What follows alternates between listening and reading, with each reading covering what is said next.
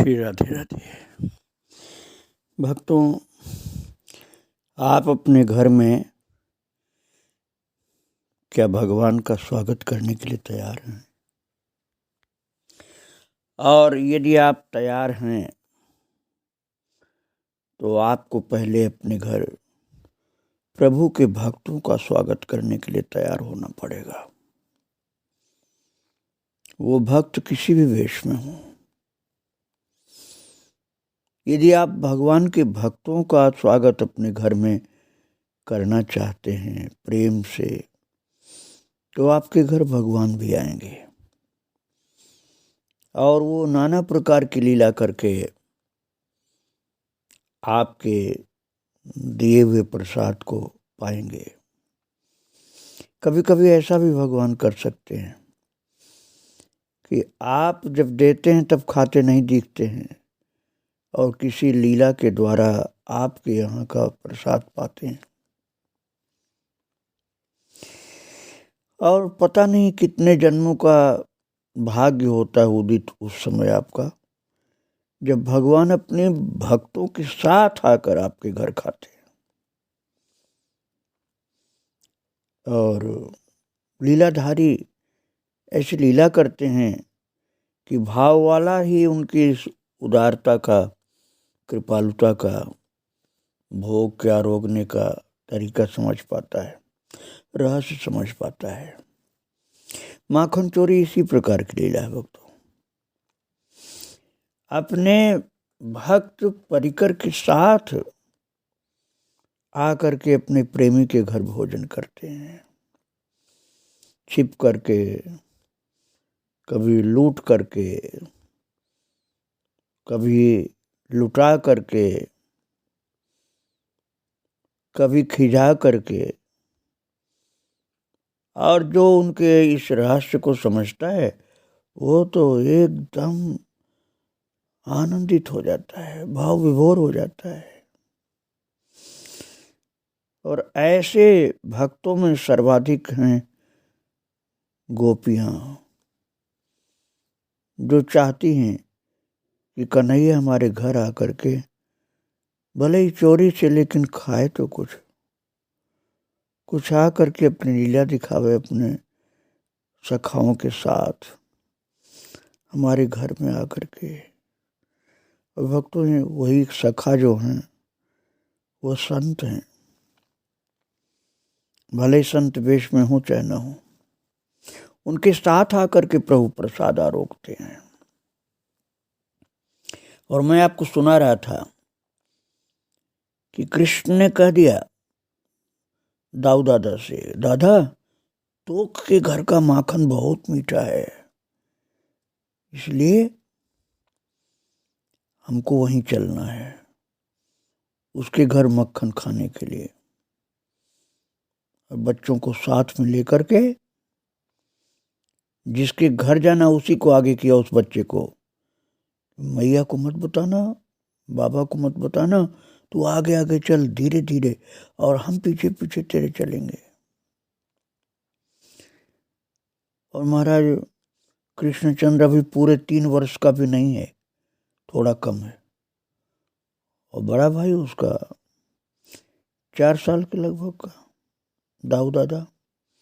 2 से 4 तक वर्ष तक के बच्चे हैं, बालकों का पूरा एक समुदाय है 2 से 4 वर्ष तक के बच्चे, नन्हे बालकों का। अब कोई नंगे हैं, किसी ने कछनी बांध रखी है, कोई मोटे तगड़े सुंदर बालक, माताओं ने उनको उबट करके नहलाया है, केस संवारे हैं, नेत्रों में अंजन लगाया है, लेकिन ये तो खेल खेल में धूल भी लगा रखे हैं शरीर में। और तोक के घर में पहुंचे हैं। तोक सखा है, कृष्ण से इतना प्यार है उसको कि अपने घर वालों को भी इतना नहीं प्यार करता। वो घर में घुस गया, वो सबको लेकर के, तोक के घर में सब घुसे हैं। और भक्तों उस समय बालकों को आभूषण पहनाने की रिवाज थी, इसलिए आभूषण भी पहने हैं। लेकिन कन्हैया के इशारे से सब मौनी बने हुए हैं, इधर उधर झांकते जाते हैं नेत्र और हाथ नचाकर संकेत करते हैं परस्पर, और जैसे उनके पिछले जन्म के कपि सखा भी आ गए। बंदरों को पता नहीं कहाँ से चल जाता है, मालूम कैसे हो जाता है, ज्ञान कैसे हो जाते हैं बंदरों को, कि आज कृष्ण मंडली सहित अपने उस गोपिन के घर में गए हैं भोगारोगने, मक्खन खाने। अब महाराज जिस घर में कृष्ण गए हैं, तोक के घर में, बंदर ही बंदर चारों तरफ से चले आ रहे हैं। गृह स्वामी ने कपियों को ऊपर से छत से कूदते हुए उछलते आंगन में देखा। पहले तो सोचने लगी ये सब बंदर इतने कहाँ से आ गए। फिर उसके समझ में आ गया कि उसके घर आज नंदनंदन आया है, इसलिए ये सब बंदर भी आए हैं, धम धम कर रहे हैं, कूद रहे हैं। और फिर तो गोरस के घर में तड़ तड़ भड़ भड़ धप धप धप धप धम धम ये आवाज आई। बच्चे कूदे धम धम धम धम और तड़ तड़ तोड़ दिया मटकियों को, और लीले के मक्खन खाने लगे और दूध दही पीने लगे। अब वो तो कृष्ण को तो चाहती थी कि अपने सखाओं सहित कभी मेरे घर में आए, इनके सखाओं सहित कभी गोरस का भंडारा हो हमारे घर।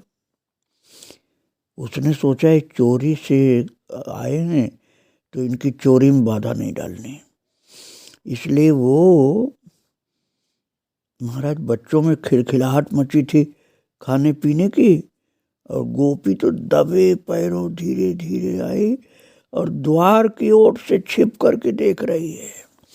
सामने नहीं आई, दरवाजे की बगल से छिपी हल्का सा सिर निकाल के देखती है कि उसको कोई देख न ले। और महाराज बलदाऊ जी अर्थात दाऊ दादा बलराम, वो तो जैसे गृह का अधिष्ठात्री देवता है, आसन लगाकर पीढ़े पर जमा है, आसन लगा के चौकी पर बैठा है। और श्याम तो जैसे गृह स्वामी बन गया। दाऊ तो बन गए हैं गृह का अधिष्ठात्री देवता, और श्याम बन गया है गृह का स्वामी, और देवता का सत्कार करने में लगा है। देवता है दाऊ और गृह स्वामी बन गया है श्याम। तो श्याम जो अपने देवता अर्थात दाऊ दादा का सत्कार कर रहा है। छीके पर धरे बर्तनों में छेद हो गए, मारकर छेद कर दिया बच्चों ने। दूध और दही की धारा गिर रही है और भूमि उज्जवल हो गई। दूध और दही नीचे धार से धार गिरने लगा तो महाराज धरती मैया सफेद सफेद हो गई, और उसे फूटे बर्तनों के टुकड़े भी पड़े हैं। और महाराज बालकों के मुख, हाथ और चरण उजले उजले हो रहे हैं। छोटे छोटे बच्चे, 2 से 4 साल तक के बच्चे हैं सब, और उनके तो मुंह पर भी दही लगा है, हाथ में भी लगा है, पैरों में भी दही, क्योंकि जमीन पर धारा गिरी दही की। और उनकी देह पर स्थान स्थान पर उज्जवल बिंदु सब दिखलाई पड़ रहे हैं, छींटे दही के। सब माखन दूध दही सार्थक करने में लगे हैं। जीवन में यही तो सार्थकता है भक्तों। माखन दूध दही की तो सार्थकता हो ही रही है, जीवन की यही सार्थकता है कि हमारे पास जो भी कुछ है सब कन्हैया और उनके पार्षदों की सेवा में लग जाए। और महाराज बार बार श्याम अपने हाथों के लोंडे मक्खन के उठा करके दाऊ के मुंह में दे रहा है। दादा मुंह खोल, दादा मुंह खोल, धीरे से फुसफुसाता, दादा मुंह खोल, दादा मुंह खोल। अब बार बार वो तो कन्हैया तो उनको देवता बना रखा है ना दाऊ जी को, तो बाहर ज़्यादा दूर तक आवाज़ नहीं जाए, इसलिए दादा मुंह खोल, दादा मुंह खोल, ऐसे करके दाऊ का मुंह खुलवाता और उसमें मक्खन डालता अपने हाथ से और खिलाता है। और उसे तो दूसरे ही खिला रहे हैं, वो तो दादा को खिला रहा है कन्हैया, और दूसरे सखा जो हैं कन्हैया को खिला रहे हैं। एक दूसरे को खिलाए जा रहे हैं, धड़ाधड़ मक्खन खिला रहे हैं, कोई दही पी रहा है। और तनिक आगे झुकी थी वो, और स्पष्ट देखने के लोभ में कि थोड़ा सही ढंग से देख लूं कि आज कैसे कन्हई और दाऊ दादा और उनके सब सखा मेरे घर में खा रहे पी रहे हैं। और महाराज बच्चे जो थे ना, ताली बजा करके उछलते कूदते हंसते वो गोपी के समीप से निकले। और नटखट श्याम तो भागते भागते उसके मुख पर भी मक्खन फेंकता गया। ले, एक मक्खन का लोंदा उस गोपी के मुंह पर भी फेंकता गया। तब वो, क्यों रे, क्या कर रहा है तू, ऐसा बोली। दाऊ को कोई शीघ्रता नहीं, दाऊ तो धीरे धीरे सबके पीछे चल रहा है। दाऊ, कन्हैया तो भागा है मक्खन का लोदा गोपिन के मुंह पर फेंकते हुए, और सखा भी भागे हैं डर के कारण कि कहीं पिटाई न हो जाए। लेकिन दाऊ को कोई डर नहीं, बड़े आराम से मचलते हुए चल रहा है। भक्तों, लीला तो अपने अपने भाव के अनुसार हो रही ना। बच्चे तो डर से भागे कहीं पिटाई न हो जाए, और श्याम तो गोपी को आनंद देने के लिए मक्खन उसके मुंह पर मार के गया। वो हंस रही है मुंह छिपा के, और दाऊ तो अपना धीरे धीरे चल रहा है, क्योंकि माखन खा रहा था ना। भला इसमें बहाना बनाने की क्या बात हो, तो मस्ती में चल रहा है। तो खा ले लाल, खा ले लाल, तो की माँ ने बड़े प्यार से पुचकारा।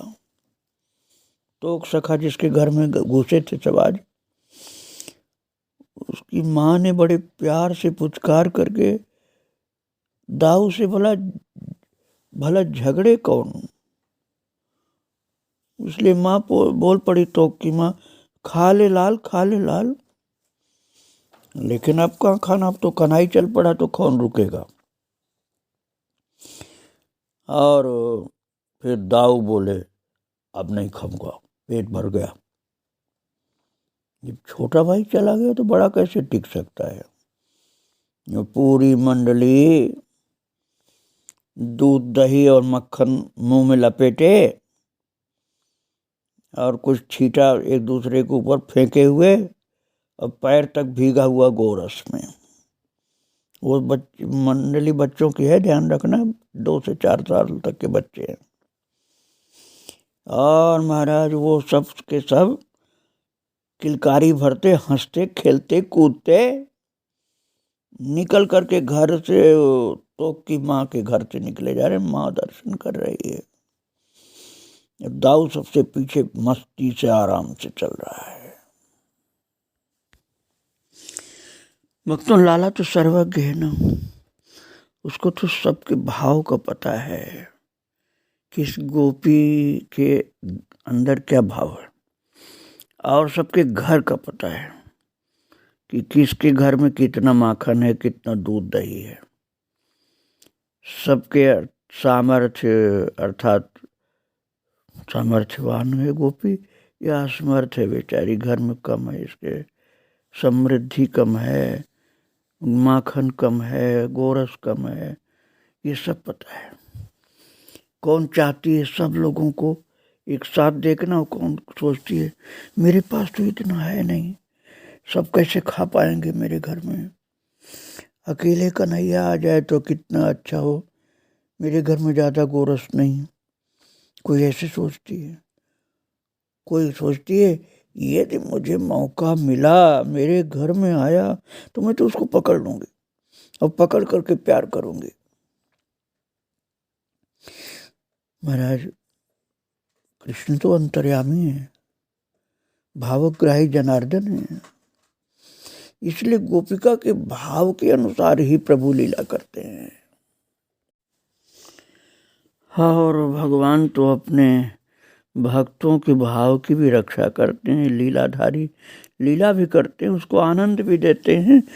इसलिए ऐसी एक गरीबिन कह लीजिए आप, गरीबिन गोपी के घर में घुसे और उसके मन में तो भाव उछल रहा था और उसकी दृष्टि पड़ी,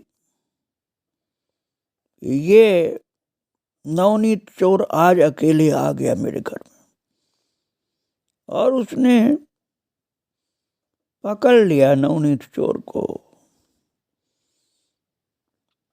अकेले आ गया कन्हई। उसने समझ लिया इतनी बड़ी मंडली को वहां गोरस कम पड़ जाएगा, अकेले आ गया और उसने पकड़ भी लिया रगे हाथ नटखट माखन चोर को। और कन्हैया बोल पड़ा, तू छोड़ दे मुझे, तू छोड़ दे मुझे। लेकिन नवनीत चोर तो पकड़ा गया आज, भाव विभोर गोपी पकड़ रखी, अकेले आया था ना इस घर में, किंतु माखन तो अभी पूरा निकल भी नहीं पाया था, जरा सा निकला था। दही मथते मथते बीच में किसी काम से पात्र में ही मथानी छोड़कर गोपिका घर में चली गई थी, और ये आ पहुंचा, इसने देखा अरे तो माखन बहुत कम निकला। गोपी ने लौटते इसे पात्र में हाथ डालते देख लिया और धीरे से पीछे से आकर के पकड़ लिया इसको। कन्हैया झुका हुआ था ना, मटके में हाथ डाल करके मक्खन ढूंढ रहा था, थोड़ा मिला था, थोड़ा मुंह में लिया, थोड़ा हाथ में, ज्यादा मक्खन अभी निकल नहीं पाया था।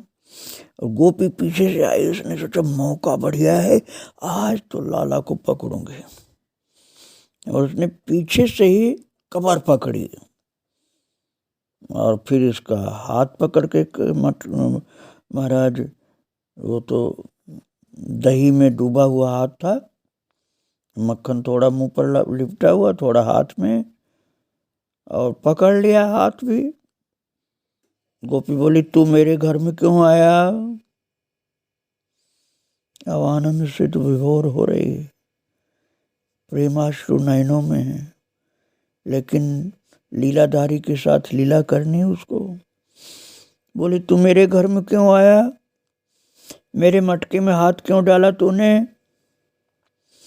अब गोपी भला ऐसे कैसे रोब में आ जाए, क्योंकि 2.5 वर्ष का तो कृष्ण है। 2.5 वर्ष का बच्चा, आप अपने नाती को ही चाहे एक बार याद कर लो कि इतना बड़ा कन्हैया। हाँ, नाती पर ही ध्यान नहीं रखना, समझने के लिए कि कितना बड़ा कन्हैया, 2.5 वर्ष का, इतना बड़ा कन्हैया है। और उसको गोपिका ने, जो प्यारी है, दीवानी है, कृष्ण के प्यार की दीवानी है, कृष्ण से अतिशय ज्यादा प्यार है, उसने पकड़ा है।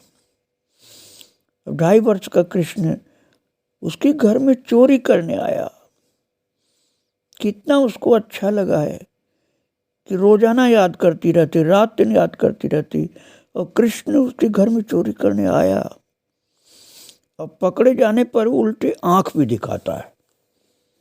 हाँ, पकड़े जाने पर कन्हैया आंख दिखाता है कि तू मुझे क्यों पकड़ रही है, क्या हुआ मैं आया तो?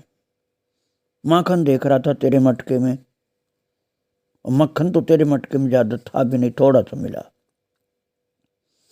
आज इन्हें तो डरता है और न अनुनय विनय करता, न बहाने बनाता है, ये तो अकड़ा खड़ा है और धमकाता ही जाता है।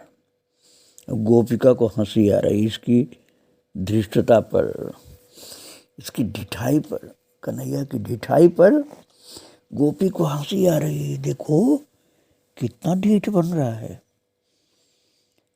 और महाराज गोपी अंदर से तो आनंद विभोर है, पर ऊपर से वो भी लीला जैसे कृष्ण की ऐसे कर रही है। इसलिए वो बोली, आज मैं तुझे छोड़ने वाली नहीं, रोज रोज तू मेरा मक्खन चुरा के खा जाता है, मैं देख भी नहीं पाती कब आया और कब लेके भाग गया। आज मैं देख पाई हूँ तुझको, वो कब आकर के मक्खन लेके भाग जाता है मेरे मटकी से, मैं तो देख भी नहीं पाती। तो कन्हई बोले, दादा को बुलाऊं, तो छोड़ती है नहीं? दादा का इशारा बल जैसे इसके पास। अच्छा तो ये बात है, इसे विश्वास है कि दाऊ इसे ढूंढता शीघ्र ही आ पहुंचेगा, इसी भरोसे आजा कर रहा है। तो गोपी बोली, बुला ले तुझे जिसे बुलाना, कोई अपराध भी करे और आंख भी दिखाए तो कैसे से आ जाएगा। तो अब ये दृश्य कितना सुंदर है, अंदर तो प्यार ही प्यार भरा पड़ा है। लाला का हाथ उसने पकड़ लिया है। लाला बोला, देख छोड़ दे, नहीं तो दादा को बुलाता हूँ। किंतु गोपी तो धमकी में आती नहीं।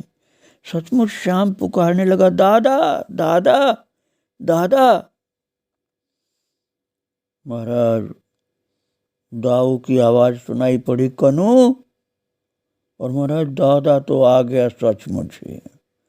कन्हई का हाथ छूट गया गोपी के हाथ से, अपने आप छूट गया, क्योंकि दादा आ गया सामने। हाँ, सावधान रहना, झांकी अपने मन में बना के जो मैं सुना रहा हूँ उसकी झांकी को अपने अंदर बना के रखो कि आप ऐसी झांकी देख रहे हो। कैसी झांकी? दाऊ का स्वर सुनाई पड़ा, कनू। और महाराज सचमुच वो आ गया कन्नू। कन्नू के सामने कन्हई का हाथ छूट गया गोपी के हाथ से, और कन्हई बोल पड़ा, दादा। और महाराज श्याम की हल्के अर्थात केश बिखरे पड़े, अटपटी सी कछनी सही ढंग की नहीं बधी, 2.5 साल का तो है ही वो। और सोते से उठ करके जैसे मोहन सीधे भाग के आया था, क्योंकि गोपी रात भर उसको याद की थी। अब बड़े भाई को देखकर उसके नेत्र खिल उठे कि दादा मेरा आ गया, अब ये गोपी कुछ नहीं कर पाएगी। और बार बार गोपी की ओर देखता है, इसके नेत्र मानो पूछ रहे हैं, कहूँ दादा से? गोपी की ओर ऐसे देख रहा है लाला कि वो जैसे इशारा कर रहा है बार बार भाव नचा के कि कहूँ दादा से, आ गया दादा। तो बहुत पकड़ती है मुझको। तो श्याम से 1 वर्ष ही तो बड़ा है एक और सुंदर अग्रज। और तो तब तक दाऊ बोल पड़ा, कनू क्या है रे? अपने छोटे भाई को पास महाराज देख करके खुश हुआ। पहले तो अकेले आ गया था ना, पहले तो लाला अकेले आ गया था, जब घर से चला था तो अकेले आ गया था। अब सोच रहा था आज तो दादा नहीं मेरे साथ, अब दादा आ गया तो एकदम शेर हो गया है, तो अब कोई डर नहीं। इसकी अलकें भी बिखरी हैं, और ये भी नींद से उठ करके दौड़ा आया, दादा भी। अब फिर तो बोल पड़ा श्याम, दादा को देख करके बड़ा बलवान हो गया ना। बोला, दादा तू इसका मटका फोड़ दे। हाँ, कैसे सिखा रहा है अपने दादा को। श्याम बोला, दादा तो इसका मटका फोड़ दे, ये मुझे माखन नहीं देती। महाराज कन्हई ने बड़े भाई का हाथ पकड़ लिया, और उसी दही में सने हाथ से, हाथ उसका पकड़ा है, हाथ में दही लगा था, मक्खन, दही का मंथन हो रहा था ना, तो दही के मंथन होने से मक्खन निकला था थोड़ा सा, तो हाथ में दही और मक्खन लगा हुआ था, और उसी हाथ से दादा का हाथ पकड़ लिया और बोला, इसका मटका फोड़ दे दादा, तो इसका मटका फोड़ दे, ये मुझे माखन नहीं देती। और महाराज ये मानता नहीं है, तुम देखो ना अभी माखन निकला कहाँ है। अब गोपी जो है भाव विभोर है, दोनों को दर्शन करके, दोनों लाला का, कृष्ण बलराम का दर्शन गोपी को मिला, बिल्कुल पास में खड़े हैं दोनों बच्चे। अब वो तो खुद खिलाना चाहती ना, इसलिए वो दाऊ से बोल पड़ी है, गोपी ये मानता नहीं है, तुम देखो ना अभी माखन निकला कहाँ है, तुम दोनों तनिक बैठ जाओ। अब गोपी करे तुम दोनों तनिक बैठ जाओ, अभी निकल आता है मक्खन। अब महाराज गोपिका के नेत्र भर गए प्यार से कि अभी मक्खन भी पूरा खा नहीं पाए हैं और लगता है चले जाएंगे। गोपी को लग रहा है कि चले जाएंगे, अच्छा नहीं होगा इनका जाना, इसलिए बड़े भाव से कह रही है अभी मक्खन नहीं निकला है, तुम दोनों थोड़ा बैठ जाओ। कन्हई ने अपने दादा से कुछ कहा नहीं, चुप रहा, देखता रहा। नन्हे दाऊ का सम्मान भी तो है मन में, पूरा ब्रज में भी सम्मान है दाऊ का, इससे झगड़ा नहीं जा सकता। महाराज गोपी सोच रही है अभी मेरे अपने प्यारे कृष्ण बलराम को मैं क्या बोलूं। 2 पीढ़े फटाफट डाल दिए। पीढ़े का मतलब अब ब्रज में पीढ़ा बोलते नहीं, अयोध्या की ओर पीढ़ा बोलते हैं। आप लकड़ी का आसन समझ लीजिए, लकड़ी का चौकी। 2 लकड़ी की चौकियां छोटी छोटी फटाफट डाली गोपी, और बहुत प्यार भर के हाथ जोड़ लिया उसने और बोली आप दोनों इस पर बैठ जाओ। दोनों भाइयों को बैठने के लिए 2 पीढ़ा आप समझ लीजिए लकड़ी के आसन रख दिए, और दाऊ छोटे भाई की ओर देख रहा है कि यहाँ बैठना है या नहीं बैठना है। दाऊ तो कृष्ण से ही इशारा से पूछ रहा है कि यहाँ बैठना है या नहीं बैठना है। और महाराज कन्हई ने इशारा किया दाऊ को कि हम बैठ के क्या करेंगे, अरे इसके मटके में से लेकर के हमको भागना है। मटका फोड़ा धड़ाम, और मक्खन जो था फटाफट उठाया और उसके मुंह पर भी, गोपी के मुंह पर भी मक्खन मारा और अपने मुंह में भरा और उसको धक्का दे करके भागे। दोनों भागे जा रहे हैं। गोपी का निहाल हो रही है कि आज हमारे घर में कृपा करके पधारे। मक्खन भी ले गए, प्रसादी मेरे मुंह पर भी फेंकी, और उनके चरण के निशान बनते गए हैं ना। गोपी कृष्ण बलराम के चरण के चिन्ह जो बने हैं गोरस वाले, क्योंकि चरण के भीग गए थे गोरस में, उसी पर लौट पड़ी है कि आज मेरा जीवन सफल हो गया, मेरा घर पवित्र हो गया इनके आने से। ये झांकी रखिए अपने हृदय में। आगे की झांकी फिर मैं सुनाऊंगा आपको। श्री राधे राधे, जय श्री राधे।